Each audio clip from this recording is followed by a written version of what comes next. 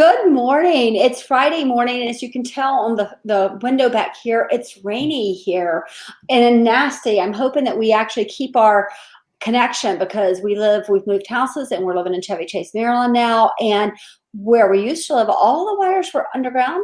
Now they're all above ground. So every time we get a real storm, we lose power, which is a new sensation for our family.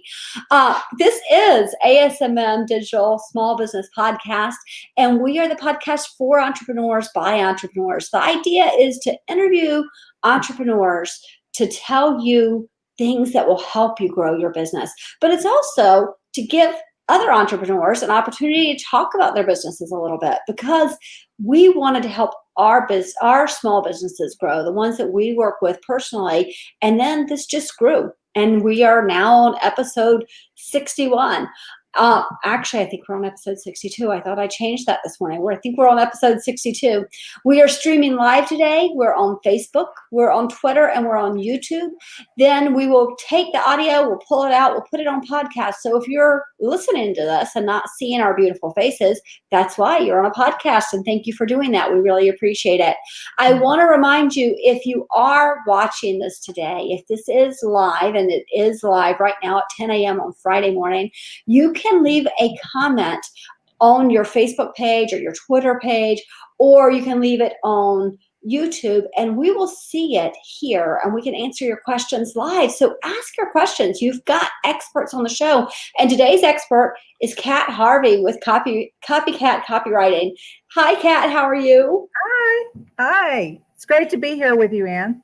I'm so glad you're on. And I told you before we started, I didn't do the tech time with Granny, but Kat really has the thing. She needs to do tech time with Granny, because I swear to God, she is so funny, and she's got so much to talk about. So I think it would be, and you do a lot, Kat. Tell us what you do.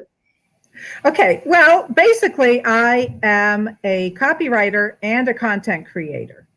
And copywriting is a little hard for some people to understand. We'll talk some more about that later.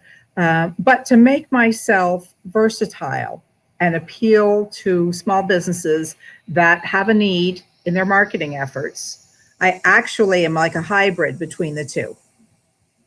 Okay. So let's talk about what content is, because at ASMM Digital, content is absolutely what we want and need. Tell us what content is and why it's important for a small business. Well, very similar to cash, in the writing world, content is king, and in the marketing world as well. And so content is the stuff that lives on your website typically, or on your social media platform. And it's blogs, it's videos, it's white papers, special reports, lead generation magnets. If it lives on your website, it's probably content. So the number one thing that Google looks for these days is relevant content. They want to know, does your website answer a question that search engine users are looking for?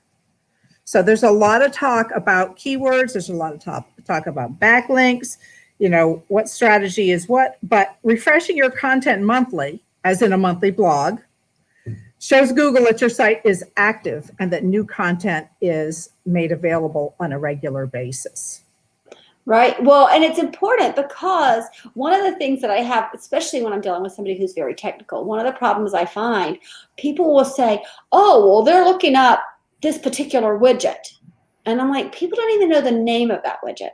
That's really not what they're looking up. So what is the problem that your widget is solving? So are they going and asking, why is my air conditioning making this particular sound? They're more likely to ask that than they are to ask about the particular part you're talking about, right? Mm-hmm. So you need somebody who can help you speak human, right? Right. So you need to write a blog post about, why is my, car making this particular sound? You need to write a blog post about that, not about the floozy wutsy that's causing the problem, because people don't know that it's the floozy wutsy. So. Exactly. So yeah, you've got to put something out there that people are interested in and that attracts them to your site, and especially on your website, right? Mm-hmm. So because you want your ranking to go higher, and it's only going to go higher if you've got that content out there. So let's talk about that a little bit, because one of the things we talk about is we say, you know what, have a stranger, not your husband or your wife or your best friend, have a stranger look at your website and then ask them what you do. Because chances are what's on your website is not what you do. So tell us a little bit about that missing link. Okay, so the missing link, well, first of all, let me preface it by saying, when you talk about what it is that you do, most people don't understand that when somebody goes to your website, I shouldn't have to click or scroll or do anything to see what it is that you do. We call that above the fold. If you think about a newspaper, I should see above the fold when I first log onto your website an explanation of what it is that you do. I shouldn't say, take and serve the needs of people that what is it that they do? And a lot of people think that just a kind of general descriptive thing, and that just doesn't work. So when I sometimes describe myself as a missing link, so people, business owners that don't know a lot about websites, but they want to create one to market their business, will hire typically a web designer or a web developer. And they'll probably pay them in the thousands to get, a quality website. Okay. Right. And then that professional will say to them, okay, but I'll need you to provide the content. You'll need to give me the content. Okay. And what they're talking about, first of all, is the web copy, that actually the words that go on the website. And so as a small business owner, I may say, well, okay, not really sure what that is, but I'll figure it out. Or as you say, my neighbor's cousin who studied grammar, can write it for me. Right. Or even, dare I say, somebody on Fiverr can write the whole thing for $2.50, and then you get $2.50 worth of copy for your website. So you give them the money, 6 months go by, and you start to wonder, why did I give them that money and I don't have a website? What's going on here? So I am the missing link. I help you design the content and copy for the website. I work with your web designer or your web developer, and we get the job done. And then you've got a website. Now, remember, your website isn't one and done. I've got my website, I'm finished. You still have to keep adding relevant content, but this is so effective. So absolutely. Well, I want to, so Cat, Kurt just said he steers all of his clients to help with their content for their websites. And I want to, a great client. Yeah. Isn't he great? He is great. But I wanted to say this, if you are working with a website, and by the way, Kurt is with AbleSpark. They do websites, they build websites for small, medium, large businesses. But if you have a website company and you say to them, so who's the copywriter you use? And they can't give you somebody, then I'm not sure I would trust that website company. You need a website company who understands that missing link, that understands it's not just about putting the website out there, that you do need a copywriter to work with, that is important. So I love AbleSpark for that reason, because they don't let you just jump in there without understanding that missing link. Right. So we'll explain the difference. So what is the difference between copywriting and content creation? Why are they different? Okay, well, they are different for a lot of reasons, and they're the same for a lot of reasons. So copywriting is probably one of the most misunderstood professions, okay? So there's two ways to spell copyright, okay? And most people think you're an R-I-G-H-T copywriter, okay? So this means, people assume that you're going to be able to, apply for a patent or trademark, that you're going to be able to get material that they've written copyrighted. And, they just can assume all kinds of things about it. In fact, I had one person that I knew after a year of networking. When I did a presentation at a networking event, he said, that was so interesting. I thought you made photocopies for people. So, do those still exist? yeah, I know, right? Oh my gosh. So anyways, I thought that was kind of funny. But the main difference is content basically is to educate and inform and to give you information about something, okay? Right. And copy is more of a persuasive nature. So a copywriter uses a specific format, okay? Your headline, your lead, your body, your call to action. Anyways, it's got several things that must be in there, okay? And they go in a certain order.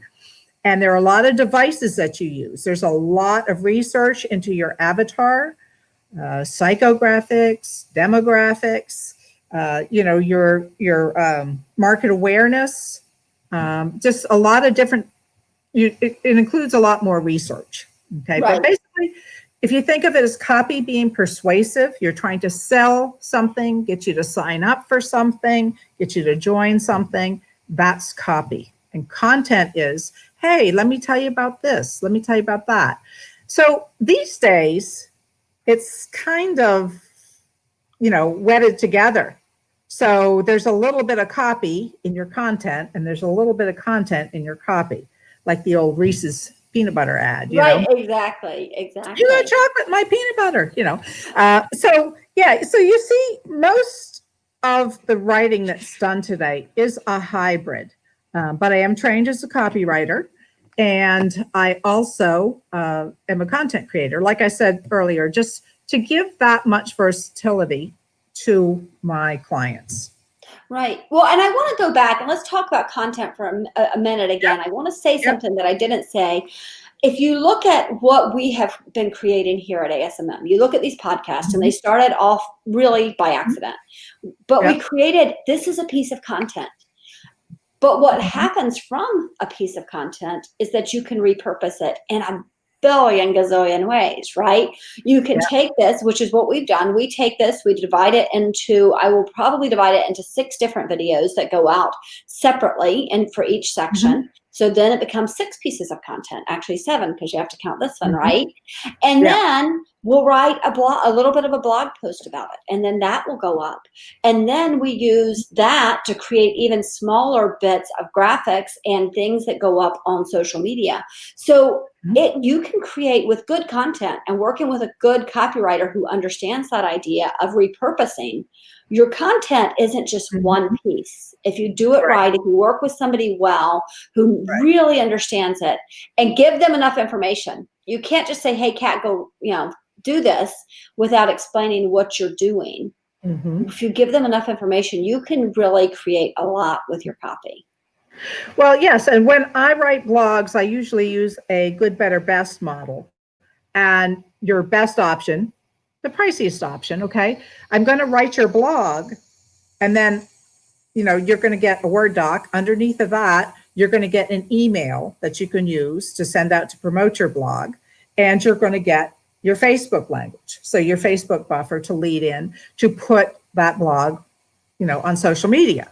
So, that's usually the way I do it. And that gives you the opportunity to actually have 3 chances to use that content. And as you say, though, the sky's the limit. Oh, yeah. Well, and if you look at it, somebody, maybe it was Stephen King. I think it was Stephen King on writing. And he talked about the fact that so many people will write and they stick it in a drawer and hope somebody comes and knocks on their door to ask for that manuscript. And that's not going to happen, right? No. So, but a blog is very much the same way. Yes, there are chances that people are going to find it just because especially if you've used a good headline that is people are asking that particular question. Yes. But if you're not taking the content from your blog and putting it out there in more ways, then you're really wasting your time. You really need to do all of it. You need to use the newsletter, like you said. You need to use your social media. There are places you need to put this. So I appreciate that you do that in particular. So let's talk about this. Does everybody need a copywriter? Okay, so I'm going to take it back a step and ask, does everybody need to hire a writer? Everybody that wants to do marketing. Okay, so Right. what I've run across is I wouldn't say that everybody needs to hire a writer. Every once in a while, I run across somebody that says, hey, take a look at my stuff, make sure I'm okay, or, sends me something for editing. And it's actually, really good. But there are a number of reasons why people do need to hire a writer, okay?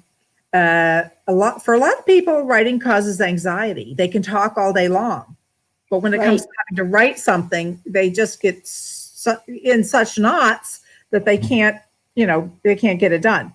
And some people are insecure about their writing talent. I'm just no good at this, Right. And some people are convinced that they are no good at writing. And then I'm going to say it, some people are no good at writing. Right. And they may be wonderful in many ways, and they may be able to market their business effectively through other channels, but the writing is not a good idea. And some people can do it, but they just hate to.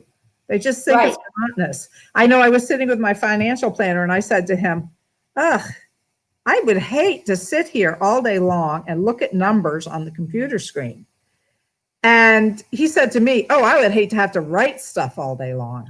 So, it's not for everybody, but all of these people that hate writing, they're anxious, they're no good at it, all these people need writers. Right. So a way to kind of illustrate that. So I do book editing for some people. Okay. And I charge a flat rate per hour. And, the question is always, when do you think we'll be done with this? Right. And of course, it depends on if I've got to throw in a comma here and there, or if I've got to completely redo the sentence structure in every sentence, Right. or tell you that words aren't really words, or this isn't being used correctly. So it's kind of, how long will it take? How long is a piece of string? It really depends on the quality of the writing. And I can make anything work, but it will take more time, obviously. So, yeah. Right. Well, and let's say that. So I started out as a writer, right? I started out as a writer, but I don't have the time to do it. I just told you I took some time last weekend to write something for the first time in forever, because I don't have time to spend sitting down and writing. So that's another person who needs your services. And actually, I would go so far as to say people who are good writers often need to work with a copywriter, because for the very reason that you can't edit your own things. Right. It's very hard to edit what you've just written. Exactly. Yeah. So, all right. What else can you do though? So people think, okay, I'm going to hire Cat. She's going to write web copy. She's going to write blogs, and that's it. So, but that's not it. You helped. I do know you helped John Maggio write his book, right? Yes. Yes. You we collaborated on that. Yes. Okay. And what else can you do? Okay. So other than the book collaboration, and book editing, some people have just written their book and they need an editor to go over it.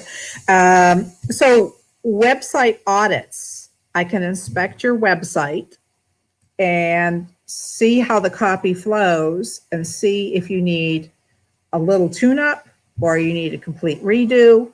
The way I usually do that, I charge for the audit, and then I give you a report on everything that needs changing and how much that would cost. If you want to move forward, I credit the amount you paid for the website audit towards the work I'm going to do. Okay. If you say, okay, thanks very much, I've been paid for my time. So that's the way that usually works.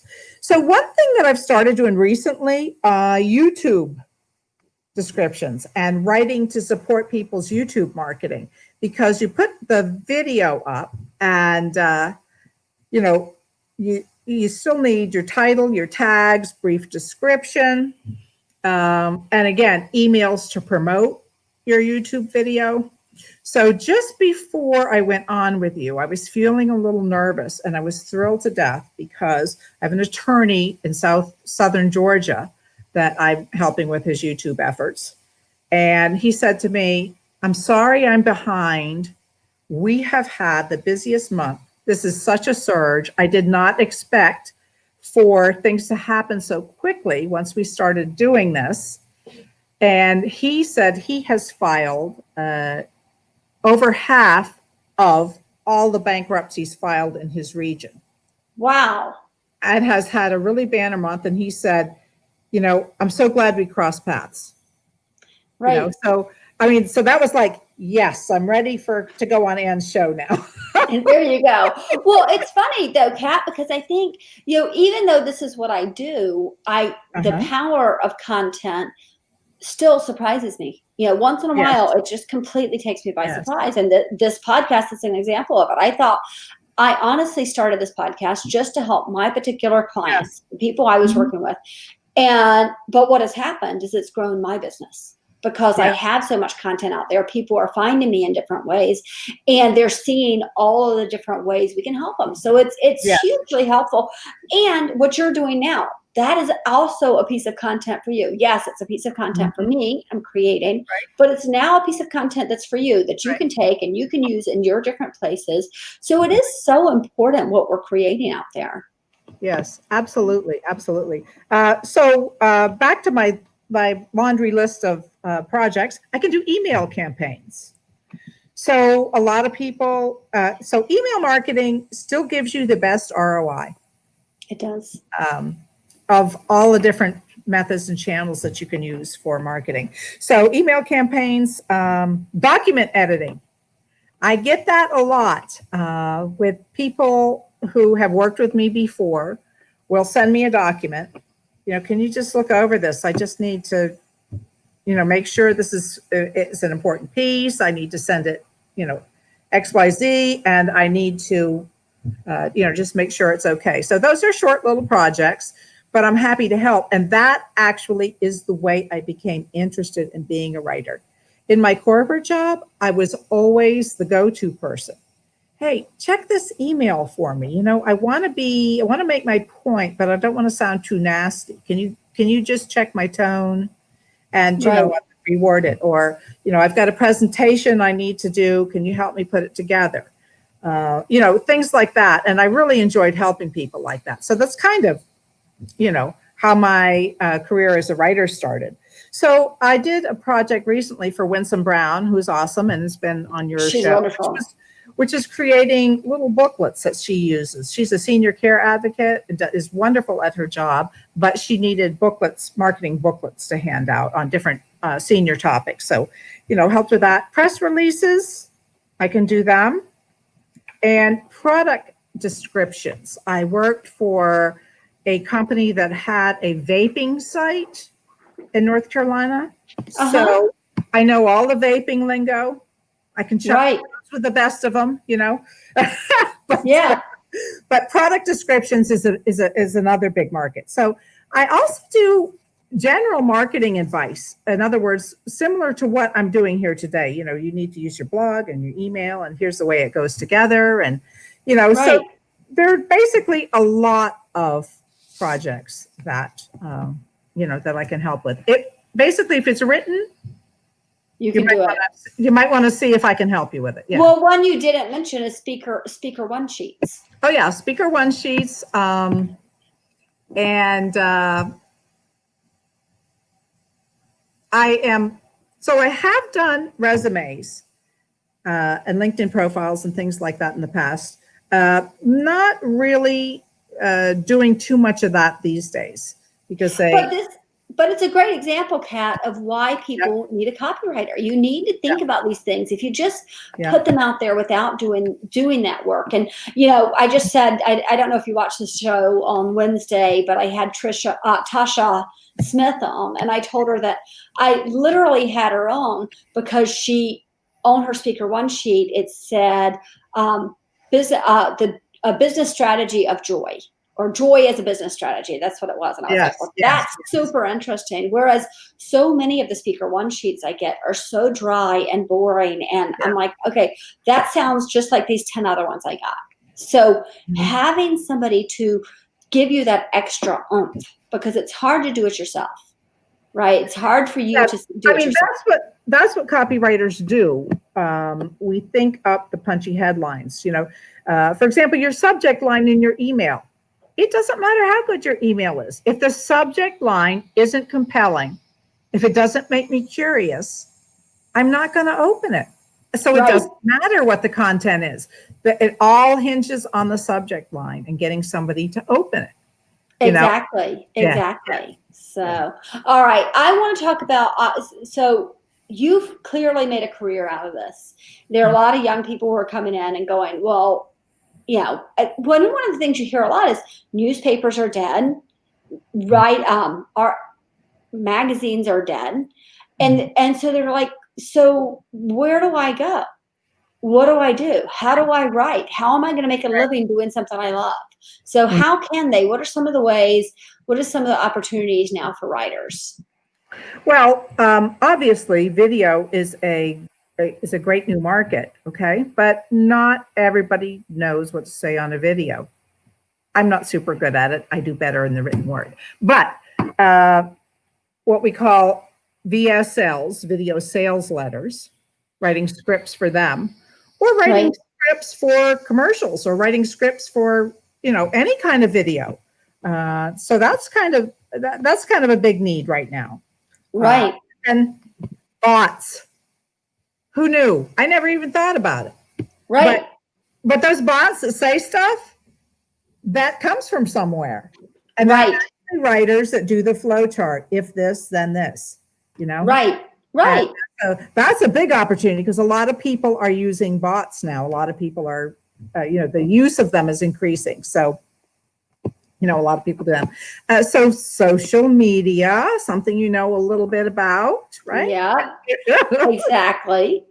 So, we use writers all the time. Yeah. Right. Yeah. And we use them all the time. So it is something that people are not thinking about. They're not realizing how many ways they use words, how many times what they say is really just words on a paper. Mm-hmm. I don't know. Siri keeps popping up on my screen. I don't know if you guys are hearing her on the other side. So, I have no idea why that keeps happening. But it's not just books, and it's not just articles for newspapers, and it's not. I mean, as a matter of fact, when I started this, I started writing for magazines. Right. So it is kind of a dead market. But even then, they're going into the digital realm. They're still putting the information out there. Right. So, all right. So if you had one piece of advice for a business with their copy, what would you say? What is the one thing that you'd say to them they have to do? I would say a website audit is a good idea.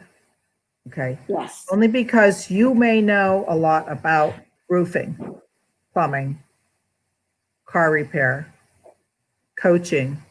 You may know a lot about those things, but if you don't also know a lot about writing, and you don't have any ideas specifically about copywriting or content creation, then you just need to have somebody check behind you. It may be fine.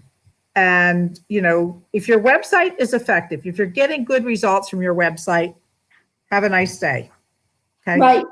If you really wish that your results would ramp up a little bit, try a website audit. Yes. Well, and Cat, what I just wrote actually is a guide to website audits. And interestingly, in it, what it says is you can do this website audit yourself, but over and over and over again in it, even though they could call me for 100 things, I never say, call me. I say, you need a copywriter. Mm-hmm. You need a copywriter for this part. You need a copywriter who can look and make sure what you're saying is what you're meaning to say. You can look and make sure that you actually included the things that, one of the things I say is I'll sit down with a company and they'll say, I wish people knew whatever it is, right? Mm-hmm. And I'm like, it doesn't say it on your website. How are they supposed to know it? So in our website audit guide, that's exactly what it says is this is when you need a copywriter, and this is another time you need a copywriter, and this is another time you need a copywriter. So it's interesting that even though I own a digital agency, the copywriting, it's almost like it was written for a copywriting company, because that's, and I say, I was going to say, the check's in the mail. Thanks very much. Exactly. There you go. So, and that's what we do. That everybody, if you don't know this, Kat is our copywriter. She's who we work with. And if you call me and say, hey, I went through this website audit and I think I do need, you're going to go to Kat. That's where I'm going to send you, because she's the one who is going to be honest with you. She's the one that's going to ask you the questions to get down to the meat of the thing, because that's it. Too many of us are going, I wish people knew, without actually telling them what we wish they knew. Right. So, yeah. All right. Let's talk about favorite books. You have one particular book that you're basically an evangelist of. So tell me about that book. Okay. So my one book, and I warned Ann, she'll have to shut me up about this. My one book is Profit First. If you have a small business and you haven't read Profit First, you need to run, click, do whatever, however you get your books, get it on. I have it on Audible and I have a hard copy. Okay. Because I use it that much. So I am a serial entrepreneur. I had a service business for 15 years and in the end had nothing to show for it. I'm going to be kind of vulnerable here now. And after that, I had a retail business for 10 years and ended up with nothing to show for it. And so I started this writing business.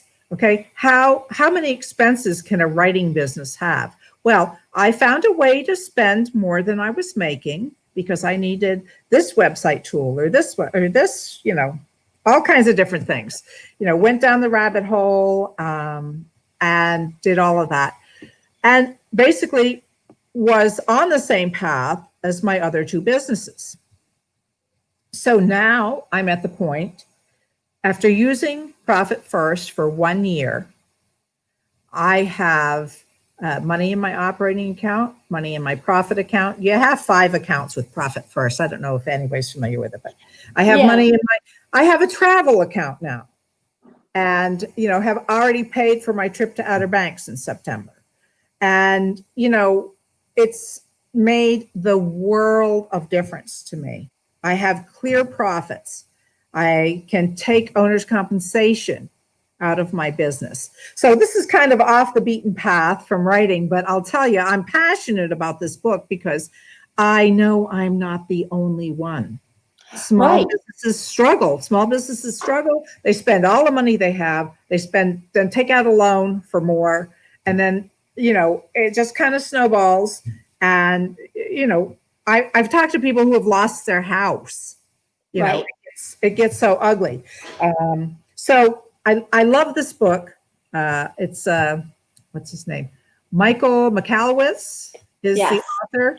And he also, because his last name is so hard to hear, he also has a website called Mike Motorbike. That's easier to remember, and it directs you to his his actual website. Okay. So, if you get it on Audible, it's funny, it's enjoyable, and so vital to so many small businesses. So, it's funny, Kat, that you should say this, because it's just, as you're talking, I'm thinking about 2 books that I really love. One is the Walt Disney biography that I keep talking about. I am almost done. I'm about 45 minutes from the end. It was, I think, 34 hours long. Very, very long book. But the other is Shoe Dog, the story of Nike. And both of them, over and over and over and over and over again, talk about taking all of their money and putting it back in and almost losing and almost losing and almost losing. And yes, they're success stories and great things came from it. But for the longest time, the owners of those companies were making nothing, because everything was going back into the company, and which is great. But you've got to also pay yourself. You've also got to make a profit. It's not worth it to lose your home and lose everything and have to go bankrupt because you're not doing these things. So I listened to Profit First. Actually, also he wrote the book The Pumpkin Plan. Yes. which was actually really this week for me. I had to let a client go because I looked at it, and it's so easy to look and go, oh, well, I'm making this much money from them, and not realize, well, okay, that's great, but I'm spending more than I'm making on this client, right? Yeah, it's difficult to lose track. Yeah. Yeah, it is. It's difficult because you're like, oh, but that's money out of my pocket. It's like, is it really? Is it really? So yeah, so the pumpkin plan is another one with him. Debbie Larcher just asked you, so you gave him the name. You want to give the last name again, Michael, or how can they find him again if you said that? Oh, okay. Mike Motorbike. Mike Motorbike. So if you look that up, you're going to find him. Yeah, but if you put Profit First into Amazon or Audible, it'll take you right to it. It'll take you right to it. Yeah, and Debbie, we put, just so you know, in the show notes on YouTube and on our website, we will put these links so you can go right there and buy them. We do that. We are so excited about how many books have been recommended. We're starting a page that's on my list of what I'm working on today. We're starting a page on our website just for the recommendations. These are books people on our show have recommended, and these are books you can go and look because so many people are really interested in that. So, Marianne, there you go. Marianne wrote it down for us because it is very hard to say. Great. So, all right, Kat, this was really great having you on. I want to talk about who we've got coming up next. Well, wait, before we do that, how do they find you? Okay, so as it says on the screen, copycatwriter.com is my website. And I have writing samples on there so you can, take a look and see. I'm what's known as a conversational copywriter. I don't write in, huge words. I write as though we're having a conversation. That's where a conversational copywriter comes from. Right. And that's important to get your message across. So there's that. I have a Facebook page, which is Copycat. Funny old thing. Okay. And my email address is going to be copycatmd, like doctor or like Maryland, copycatmd@gmail.com. Awesome. That's great. And I, can't recommend you enough. I tell everybody about you. Soon you'll get so busy that nobody's going to be able to get through to you. But for right now, they can get you. So I want to remind everybody on Monday, we have Dhru coming in.